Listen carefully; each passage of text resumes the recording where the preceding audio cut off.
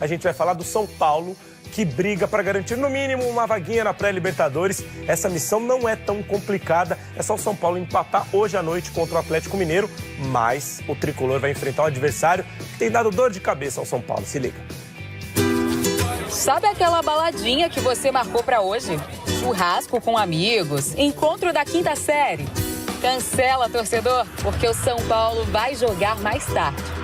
E o horário, 9h30 da noite no sábado, horário de balada, né? É horário ruim. Você já vai na balada? Eu não vou nada. Ainda não? Ainda não. Então você vai estar com o São Paulo? Vou estar com São Paulo. Tá certo. Sempre. E às vezes o cara trabalha até 6 da tarde, até 7, trabalha até as 10 no shopping. Como que vai vir no jogo? Não dá, tem que ser domingo, 4 da tarde, sol quente, Morumbi lotado. 9h30 da noite de um sábado realmente é atípico, mas o horário nem é o maior desafio, é o adversário mesmo. O Atlético Mineiro tem sido uma pedra no sapato do São Paulo. O tricolor não vence o Galo desde 2020. De lá pra cá, foram 9 partidas com 4 empates e 5 derrotas. Mas com destaque para 2 jogos recentes e dramáticos que ainda estão na memória do torcedor. A eliminação na Copa do Brasil. Realmente é um time que tem nos dado muito trabalho, né? Um time que nos tirou aí da Copa do Brasil. Mas eu acredito que nós vamos fazer um grande jogo, né? O São Paulo tem time para isso, para vencer o Atlético Mineiro. E eu acredito que vai ser um grande jogo. Muito difícil, viu? Inclusive, estamos se tremendo aqui, brincadeira. Mas, assim, vai ser um jogo difícil, mas acredito que vai dar certo, né? A gente sempre confia, né, nos nossos jogadores. E é isso. Dessa vez nem é eliminatório, mas tem um ar de confronto decisivo.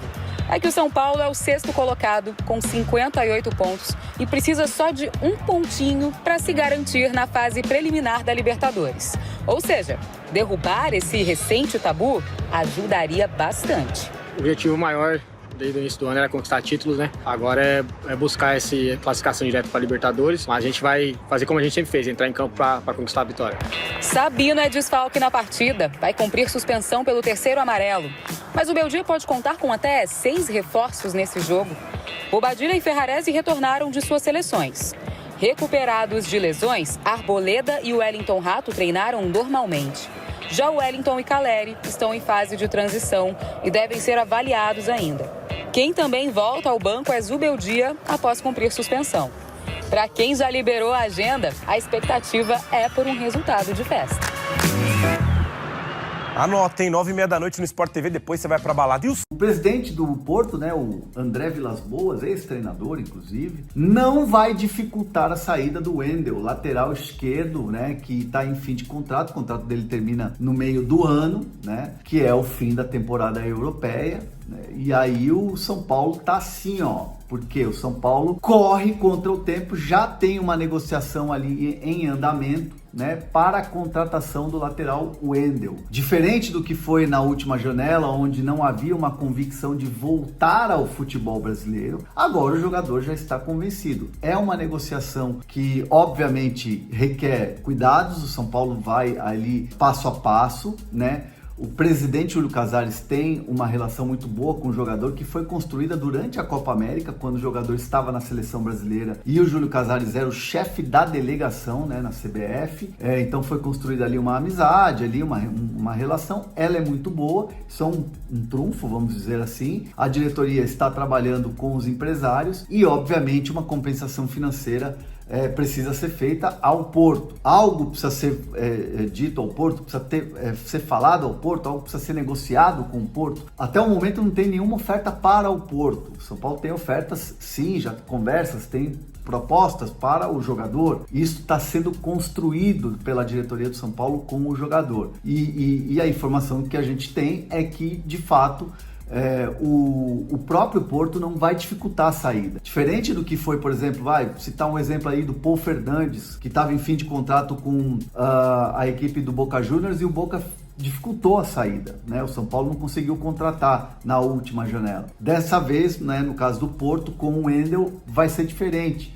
O O Wendel hoje está numa lista de jogadores negociáveis, que estão aqui para negociação. É Barca, por exemplo, está lá numa barca aí para negócio. Então, assim, o Porto não vai fazer força para segurar o Wendel. Não é um jogador que está nos planos do clube, senão já teria renovado o contrato, evidentemente. Então, o São Paulo, claro, caminha com cautela, né? Tem concorrência, óbvio que tem concorrência, né? O Cruzeiro é um que buscou informações do lateral Wendel, né? Para se reforçar para a próxima temporada. Então, é uma situação que o São Paulo tá na frente, né? Já tá correndo nessa negociação e espera um desfecho aí já para trazer o jogador como reforço na próxima janela, já que o Wellington vai embora pro futebol inglês e tem o Jamal Lewis, que é por empréstimo, e o Patrick é um jogador que é muito jovem. Então o São Paulo quer trazer esse jogador com esse perfil, um jogador de seleção, um jogador que tem convocações e um jogador que tem uma experiência no futebol europeu. Com o José Paes, direto do CT da Barra Funda.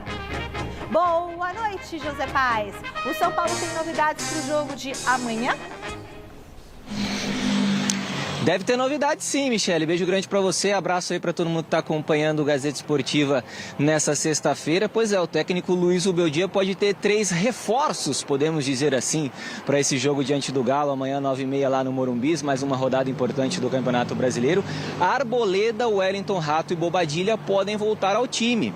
O Arboleda sofreu recentemente um trauma, né, na perna, está há algum tempo fora, não vem jogando, é uma peça importante desse time do professor argentino Luiz Ubeldia.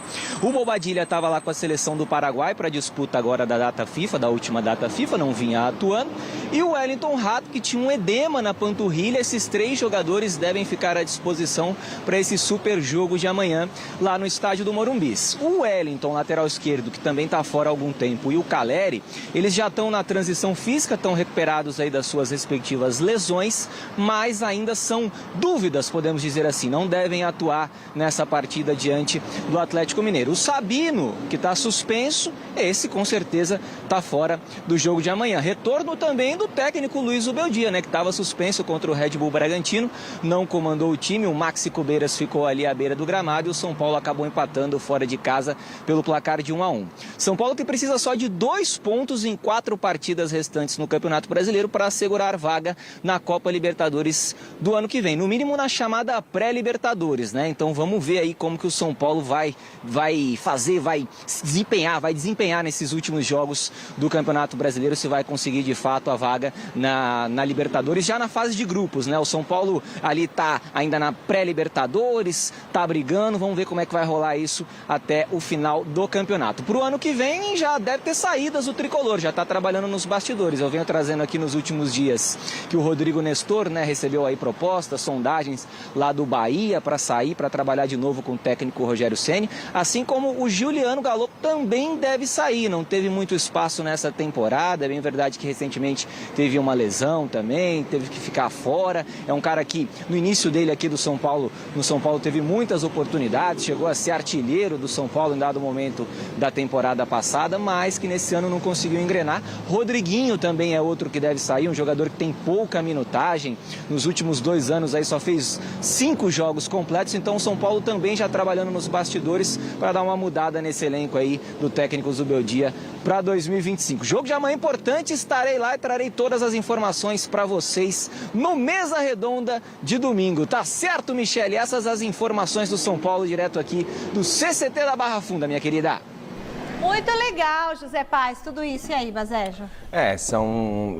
O desfalque do Sabino é um desfalque importante porque o São Paulo tem um grande problema na lateral esquerda. O Wellington, que é o titular, está machucado. O Sabino, que é um zagueiro, vinha sendo improvisado. Porque o norte-irlandês, o Jamal Lewis, que o São Paulo contratou até agora, não conseguiu convencer a comissão técnica de que tem capacidade para ser titular. O Lisieiro, que também é um jogador que poderia ser improvisado por ali, também está machucado, então o técnico Luiz Ubeldia não sabe muito bem quem ele vai poder escalar. O Patrick, que é um jovem recém-recuperado de lesão, ainda também não convenceu, então é uma grande dor de cabeça do Ubeldia para esse jogo. O Caleri também ninguém sabe se entra em campo, se não entra, ele é um jogador que está tendo de lidar com problemas físicos e também com uma péssima fase dentro de campo. O Calleri não vem fazendo tantos gols como o torcedor São Paulo não está acostumado. O André Silva vem pedindo passagem, mas também fez uma partida bastante apagada na última quarta-feira contra o Bragantino.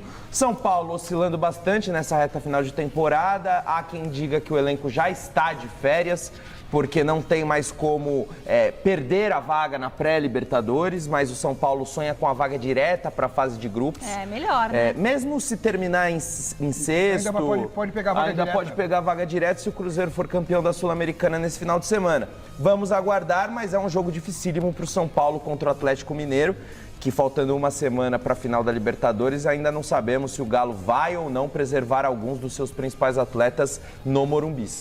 Só me preocupou a atuação do São Paulo contra o Bragantino, que vinha apanhando de todo mundo.